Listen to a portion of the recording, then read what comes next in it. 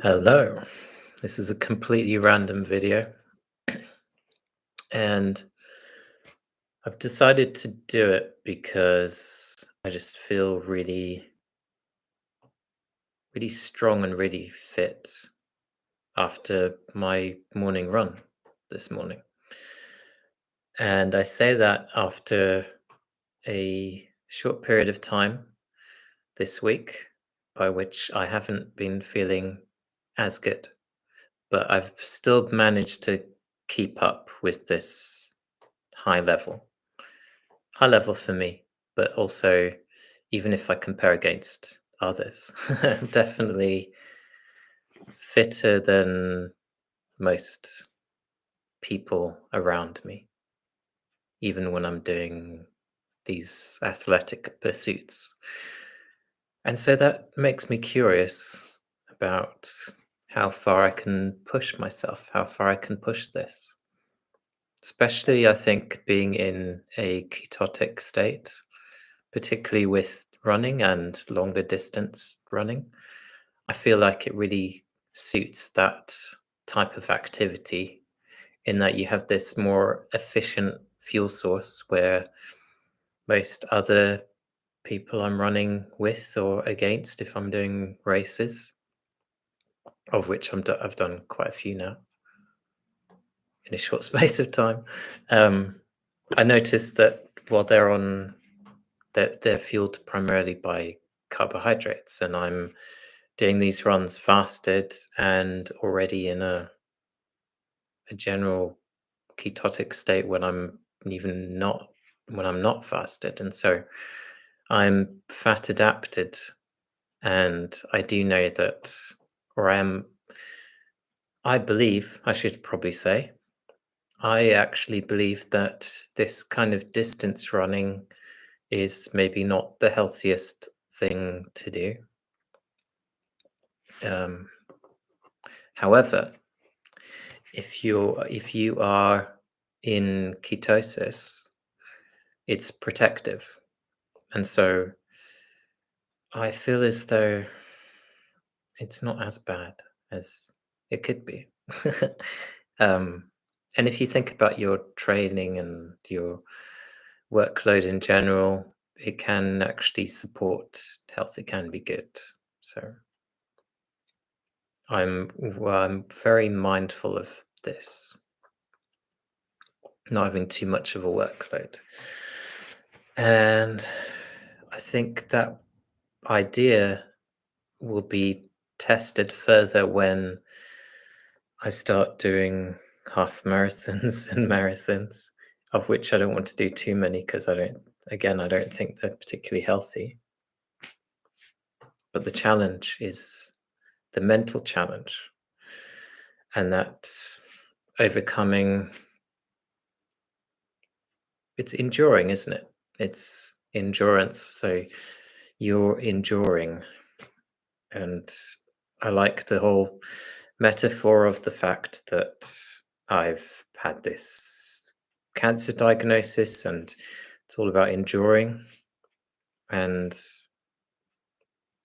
this is the next stage for me to see how far I can, well, what my potential is fitness wise, considering I'm getting closer and closer to that level that I was at before my brain tumor diagnosis, and when I was significantly younger as well. So age plays a factor in that as well. It's just really, it's quite surreal at times thinking about how far I've come, and I could have never imagined I would get to this stage.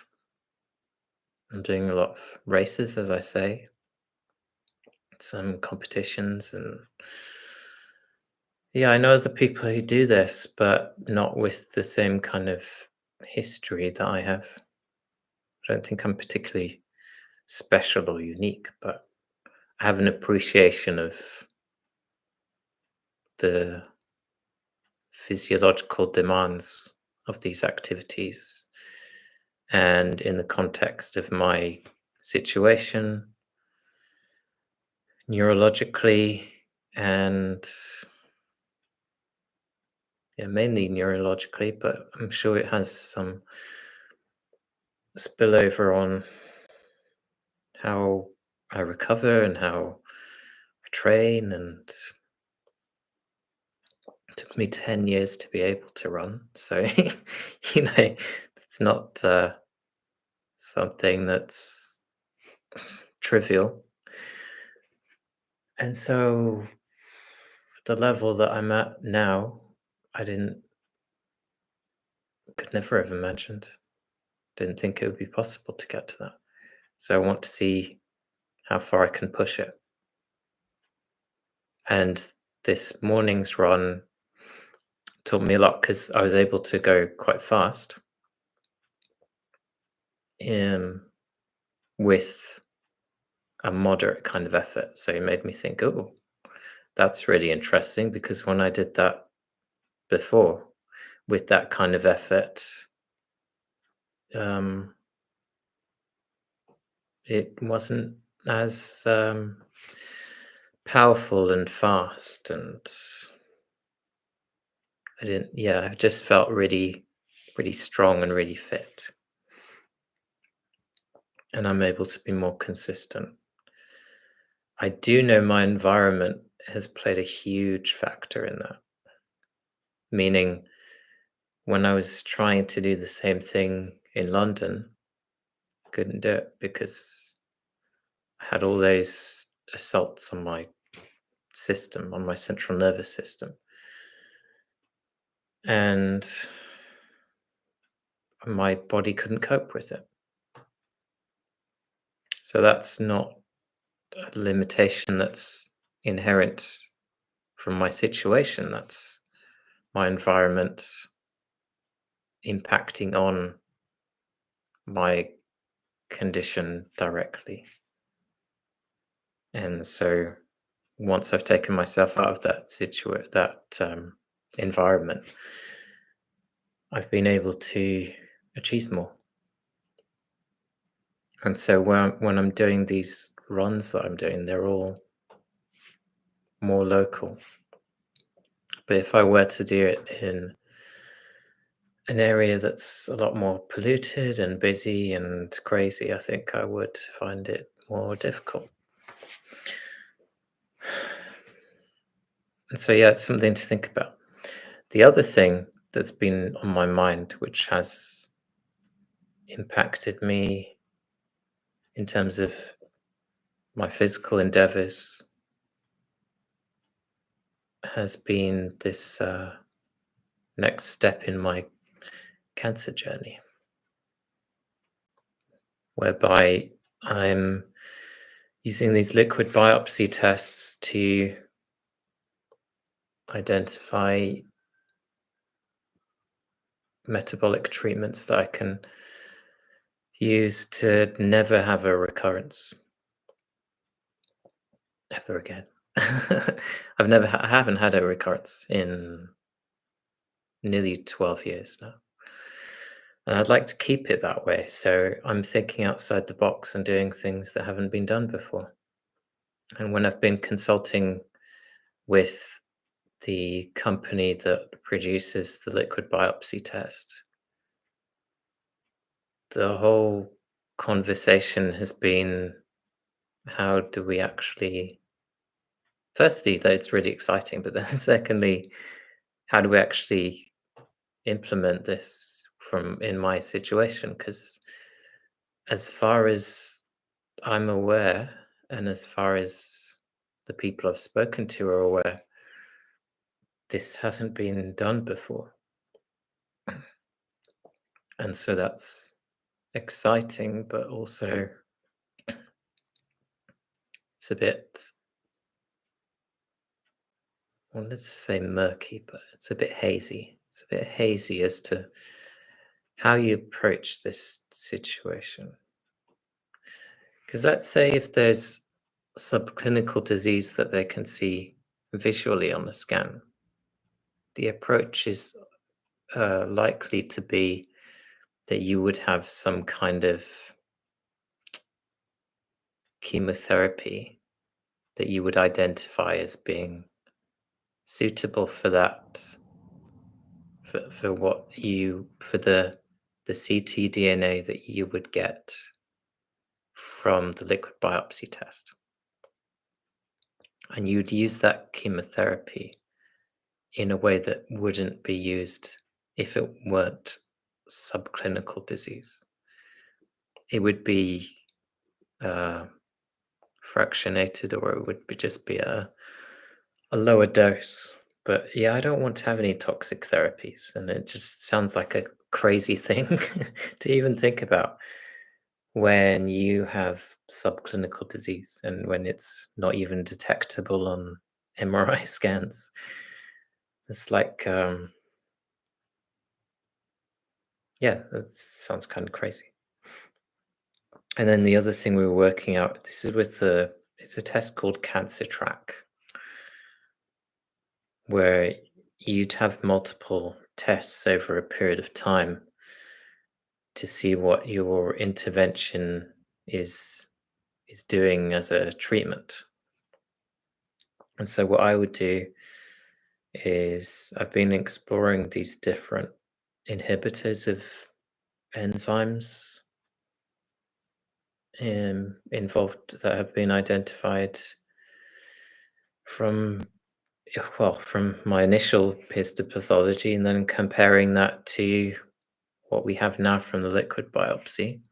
First, seeing how that's different, and then identifying patterns that you can target,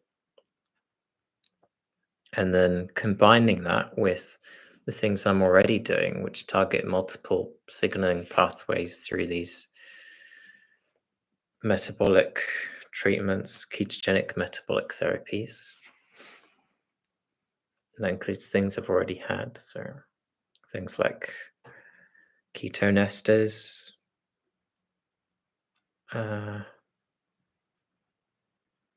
hyperbaric oxygen therapy, fasting,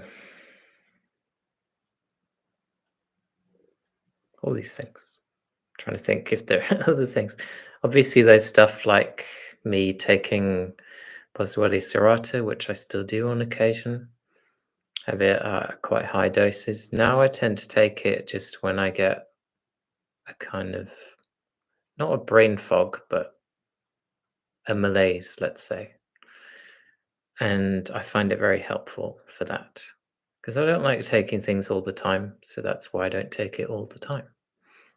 But when I do, I make sure it's a therapeutic dose, usually quite high, a good few grams.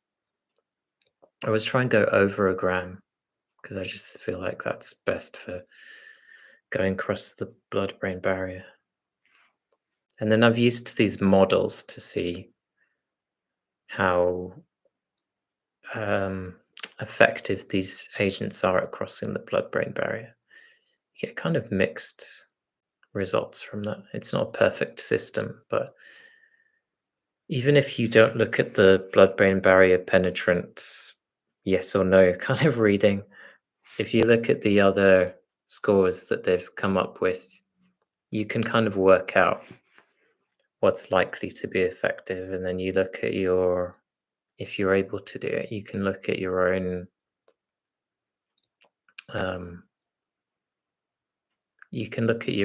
kind of genetic phenotype to work out how well of a metabolizer you are to certain drugs. So, for example, I know that I'm a slow metabolizer of dichloroacetate, so that means I would need to take more. And keeping that in mind, I would need to also take more I'd need to take more thiamine to address the side effects of that over time, because over time you can develop this neuropathy, which if you supplement with thiamine, you can reverse it.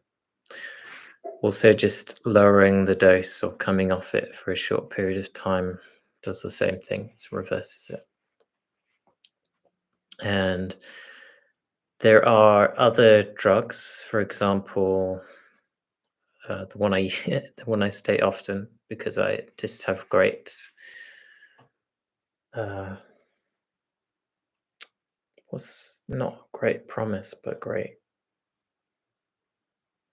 appreciation for is sodium valproate as a repositioned drug. Don't like to say repurposed because the new term is repositioned, I guess. And this is an anti-seizure drug that has broad effects as an anti-cancer agent for brain tumors. And it readily crosses the blood-brain barrier.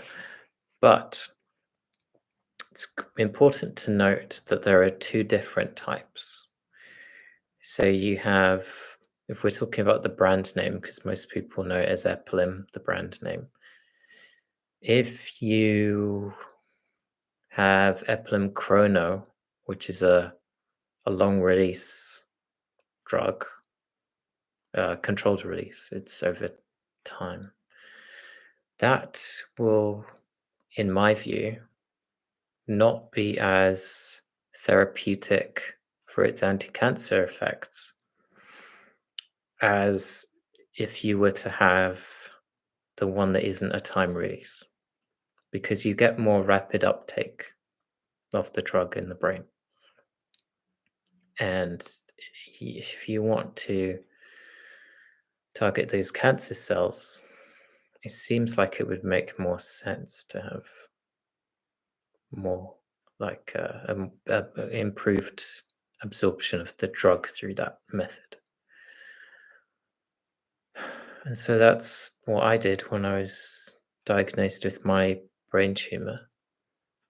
Put myself on sodium valproate, Epilim. They tried to give me Epilim Chrono. And through my research, I thought, well, if I get this prescribed, I'm going to make sure I ask for the other one that's not time release. You can also get the generic form. You will often find that the generic form of these drugs are different, even though they say they're going to be the same. But yeah, I still don't know why that is, but because usually even the filler ingredients are similar, so you think, how is it having this different effect? But it is. It's not just in my head. It's a well-reported fact that happens. And it's an interesting phenomenon. It seems to have different pharmacokinetics and pharmacodynamics for some reason. And that's just how you metabolize the drug and at what rate. And yeah, you'd think, why? How is it? What's different about it? Why is it doing that? Because it's the same drug, but for some reason it does. And so Cancer Track is the next to go off on get back from my tangent. Cancer Track is the next stage, and I need to think about how to fund that because I have to pay for it, and it can be a lot of money. So I'm not going to beg people for money for it. I'm just going to try and take up more work and maybe work that I enjoy. So occasionally I do extra work on TV and films and music videos and that kind of thing. And it's just a fun thing. I'm not like a serious actor or anything, but it's a good bit of extra money for very little effort. You just kind of stand around. And I can usually fit it around things I'm already doing. And so, yeah, just to fund it through doing things like that, really, rather than asking people for money, because that's not always the best way. Or I could offer something like, I don't know, t-shirt or something, a design that I create.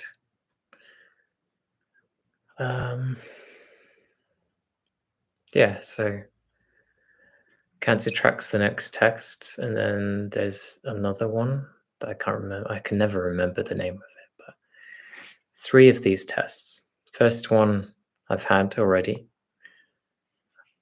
Annoyingly, it didn't reveal as much as I hoped it would in terms of what Cancer Track tells you. Because I was kind of hoping you for that the amount you pay, you can have a wealth of information at your fingertips, but that wasn't the case. I know the cost of this will go down eventually, but now we just have to cope with this. In terms of my fitness endeavors, I need to be more careful because my sleep hasn't been as great as it usually is. And that's one of my triggers for focal seizures, of which I've had a couple this week from not having any for a long time. And so it made me think, oh, that's something I need to be more aware of.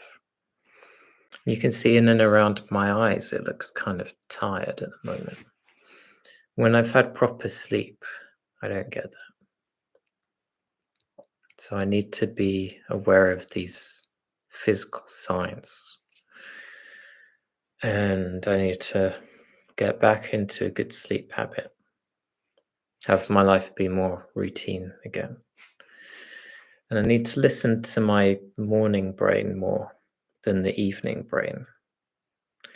Because if I make any decisions with my evening brain, even behavioral decisions, they're not as clear and rational and not as good for me as if I'm planning earlier, using my morning brain to think, what's the best thing I could do for my health and to enhance my sleep? Not just in the morning, but using my brain to plan in the morning for the evening. And to think, okay, I'm going to feel like this. Because sometimes, yeah, in the evening, if you're tired, your mood can go down, and you can have all these thoughts and feelings that are very different to in the morning. And even though my ketones are higher in the evening, and I generally feel quite good, sometimes there's this cloud that hovers over me, where I think, oh, I'll just stay up a bit longer. But what I need to be thinking about in the evening before going to bed is how good I'll feel in the morning. And it's things like even not eating 3 to 4 hours before bed. At the time, you're not thinking, at the time, you're thinking, oh, it's not going to be too bad. But then in the morning, you think, aha, think about how good I feel when I don't do that. So noting how good you feel after a great sleep in the morning, and then reflecting on that in the evening to think, okay, I may not feel like it's that important now, but think about how good you felt the morning that you had that amazing sleep. And I have a diary of, journal diary. I have a journal of many years of my diet, my sleep, my mood, all these things. And I can look back and think, look at this day, and then look at where I wasn't feeling good, and then look at these days where I was feeling great. What are the things we can learn from that? What did I do? And even looking sometimes the day before a good day where maybe it's been a bad day, and then I've done the right things to turn that around. And that shows by the day after where I've felt amazing. I can look back now and use that to say and to underline the fact that these positive behaviors in the short term might not look like they're doing much, but in the longer term, because sometimes you have this sleep debt and you need a few days to recover if you haven't been getting adequate sleep. And that takes more than just one day to try and remedy that. So it's about sticking to those routines and those habits. That can be a difficult thing. There was one time where I felt really good. And the reason for that, I believe, was that it wasn't just that I was monitoring what I was eating and being very thorough with weighing on my food and all of this. Not that you need to do that necessarily, but it was an experiment I was doing. Not that I was routine with weighing everything and making sure everything was the same. And that's the best way to learn, just keeping everything the same. The other thing was I was even eating at the same times of day. And so everything was predictable. If you're eating at the same times of day and even drinking at the same times of day and waking up at the same time and going to sleep at the same time, everything's so predictable. Even if you're more or less active on certain days. That's what I found when I did this experiment. And I thought this is really interesting because I know how I'm going to feel at certain points of the day. And yeah, that's just a reflection, something I was thinking about. It's quite hard to do, but once you get into it, it becomes easier. It's usually by the second week, I find. It's like if you go on a carnivorous diet. I like to say carnivorous because I focus on the ketogenic aspect of that. And at the moment, I'm actually on like a ketovore diet. I like to call it ketovore. It's a new thing. And an example of that is after I ran, I had even though I haven't been that hungry, doesn't really stimulate my appetite that much. It does to the amount that I'm not like really hungry, but yeah, I just felt like, oh, I could eat. And so an example of that would be I had some salmon and I had some olives. And I've never had any issues with olives. And in my kind of the way I feel about it is compared to olive oil, I think it's best to have the actual food that it comes from. Say the olives, I think, and I try to get unpasteurized olives as much as possible. It's really hard to find in supermarkets, so usually I get that online, and I think it's just good for the gut, and I seem to do really well with it. But yeah, olives just are really good if they're not in sunflower oil and crap. So yeah, I like to have olives, and I do really well with them. And so my diet at the moment: oily fish, eggs, fatty lamb, beef, duck. I have duck instead of chicken. I don't like to have chicken. I do work very well with duck. And it's kind of it's a different kind of meat as well. I just really like it. The way you cook it is important though. There's a way to do it that makes it taste a lot better. You can cook duck very badly and it doesn't taste nearly as good. But yeah, just duck, eggs, often duck eggs I have. Not always, but I like to have them and kind of rotate between hen's eggs and duck. So yeah, at the moment, and then uh, I'll have liver once a week or once every 2 weeks, not that frequently. And I have cod liver as well. Cod liver I have once every couple of weeks. I have oily fish just about every day. Probably, I probably do have it every day. There's the occasional day where I don't have oily fish. And I try to not get that in tins too much because I don't want the metals from the tin. And I always have it, if it is in a tin, I have it just in water, spring water. That's it. Because I think that's not, I still like, I don't think it's a good idea to have it in any of these oils.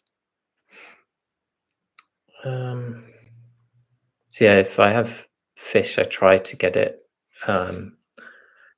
frozen or fresh, because I think that's the best way to have it rather than tinned. But yeah, those are my thoughts. What else? Still take magnesium. I still have MCT oil, caprylic acid, exogenous ketones when I need them. I don't rely on them. I don't have them all the time. I think that's the best way because producing them naturally is always best. And it's kind of just like a top up. I don't use it to try and have more carbs, which is a way that they like to promote them. Just, oh, you can have a chocolate cake now. Just have some ketones and you'll be fine. Yeah, I don't like that idea. I also don't like the idea of adding fruit. I don't think that helps.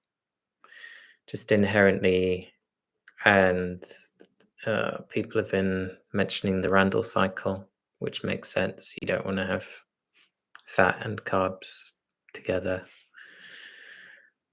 And you don't want to keep switching between, yes, metabolic flexibility is a good thing, but you don't want to go crazy with it.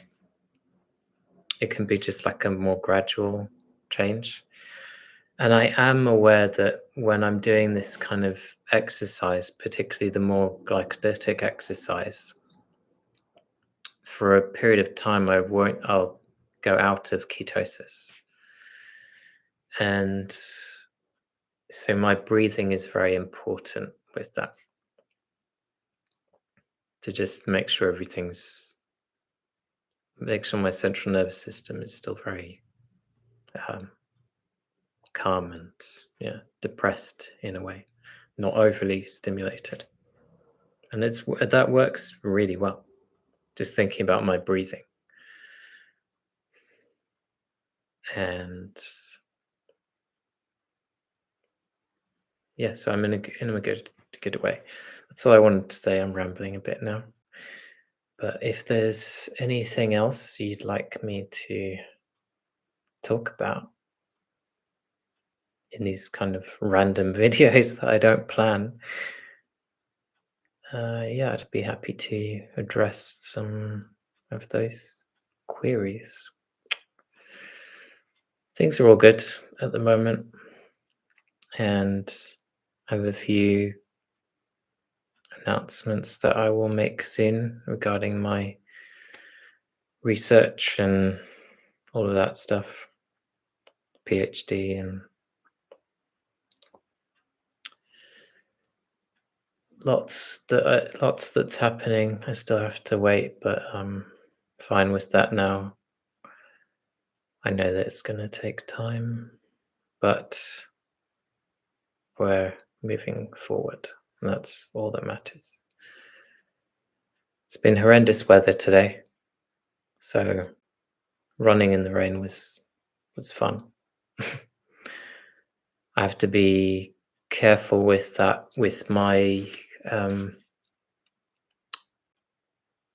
scar that I have from my surgery, because the changes in air pressure and these weather changes, changes in body temperature, these can all affect the nerves that go across and are affected by those alterations that I had around my temporomandibular joint, which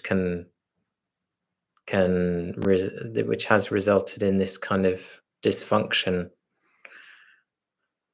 that can either run down this side or it can actually affect the opposite side, where symptoms are kind of strokish, particularly the thigh gets kind of likes to shut down.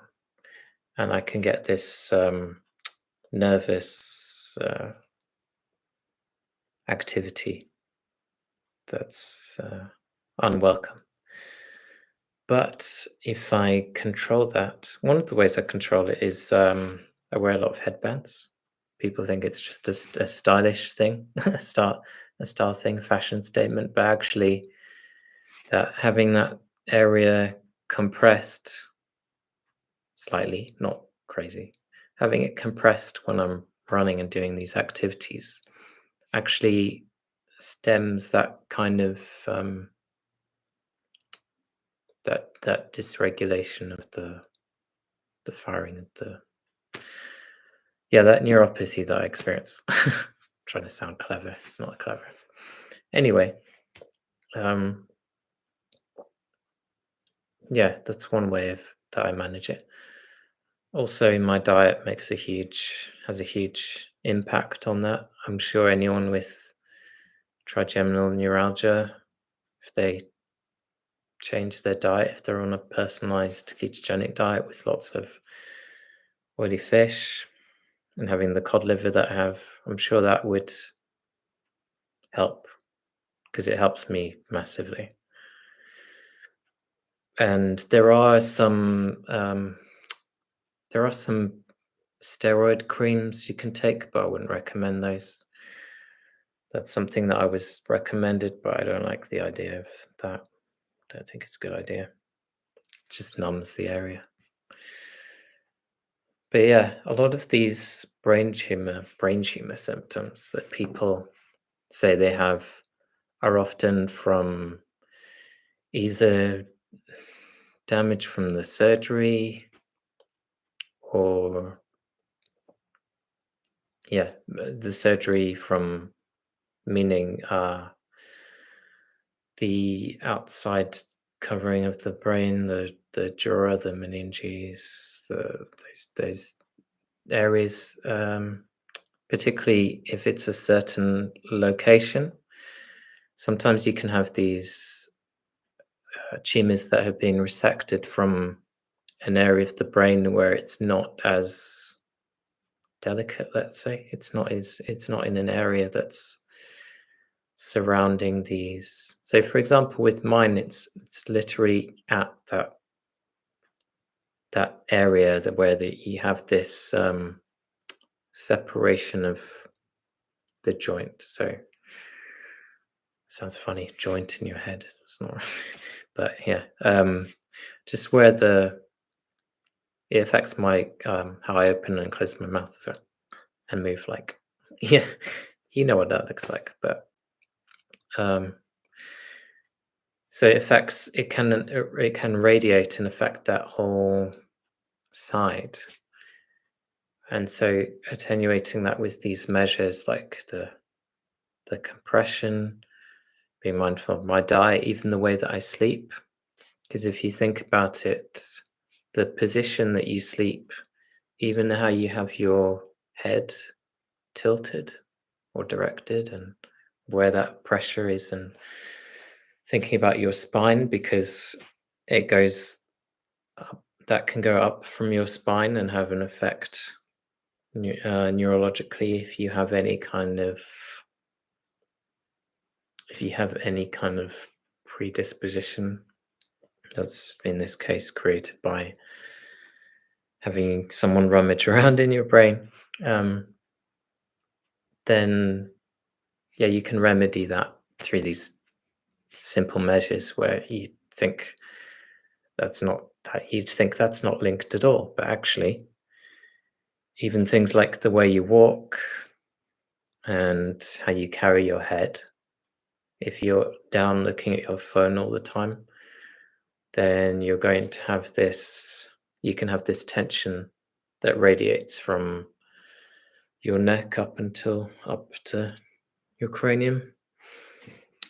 And so just being more aware of that and loosening up those muscles can help with that.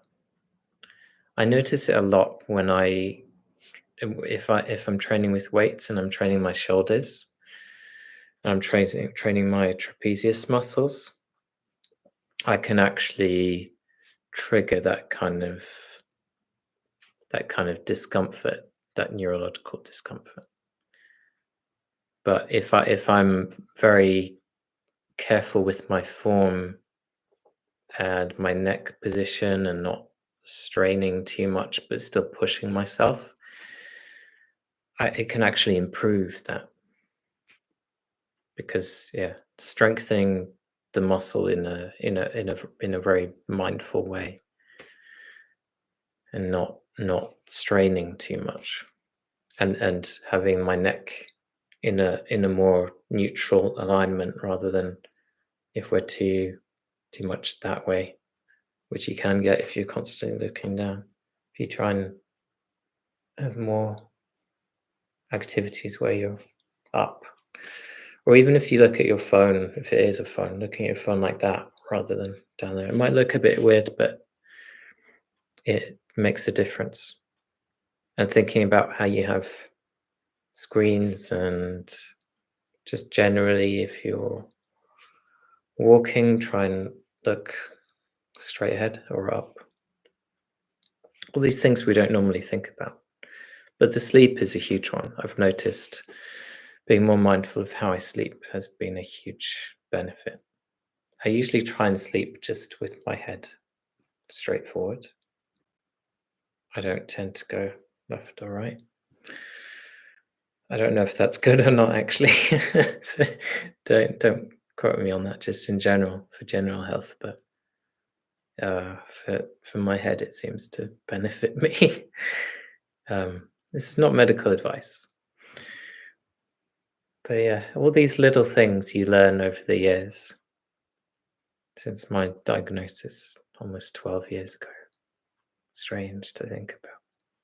Try and think about it in a celebratory way, but at the same time, I'm mindful of other people who aren't doing as well. But thinking beyond that, in terms of my diet and sleep and all these things to optimize my health rather than battle against some disease, that's been more enjoyable, let's say. Because it's less fear focused. It's not really fear focused at all. It feels more positive. It feels like, yes, we're with these people who are trying to live forever and achieve amazing feats of physicality, and the only thing I have to be aware of, and for me acutely aware of, is keeping up my weight. And when I say weight, I mean muscle tissue and bone. Don't want to get fat. I'd like to keep the level of body fat that I have, because I think it's a really good level for me. I don't want to dip below that. So I do want to keep that amount of fat, which sounds like a funny thing to say, because people usually don't like to have any additional body fat. I say additional, meaning I'd like to stay around 15% body fat, maybe a little bit lower, but yeah, 13 to 15%. I don't want to go to 10%, because I just feel good with that amount of body fat. It's not like I'm fat or anything, or overweight, but you know what I mean. Because adipose tissue is a very important endocrine organ. And so maintaining an amount that allows you to feel strong, fit, and healthy, have lots of energy. People talk about sex drive a lot, but yeah, that's important. It's not a huge thing for me. It's good. This is a good health indicator, but I'm not interested in that. Just or in talking about that too much. But yeah, it's a good indicator of health, and I'd like to try and keep that on a good level. Um,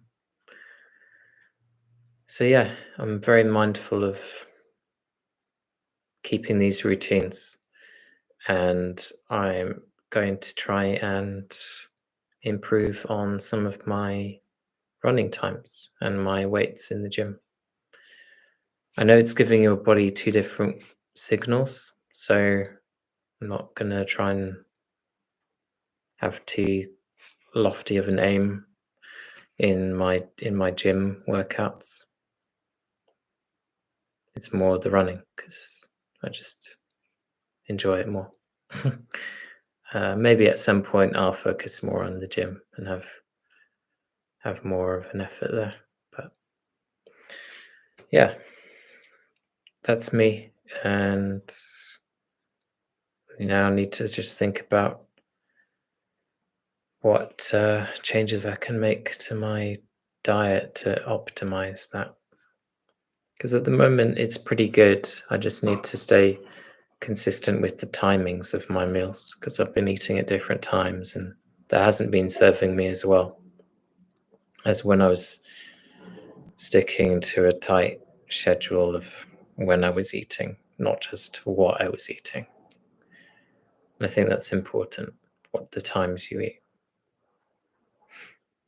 And yeah, I have been intermittent fasting, but I want to narrow down more specific times that I'm eating. And that just requires more planning. So yeah. And then the social stuff. I want to be more social. And I'm enjoying the social things I'm doing at the moment, but I could be doing more. Yeah, so I'm enjoying life and hope you are too. Thank you for watching and hope maybe you learned something. Maybe you didn't, but if you want, if you want to find out anything else, you can always leave a comment. Thank you very much, and have a good rest of the day.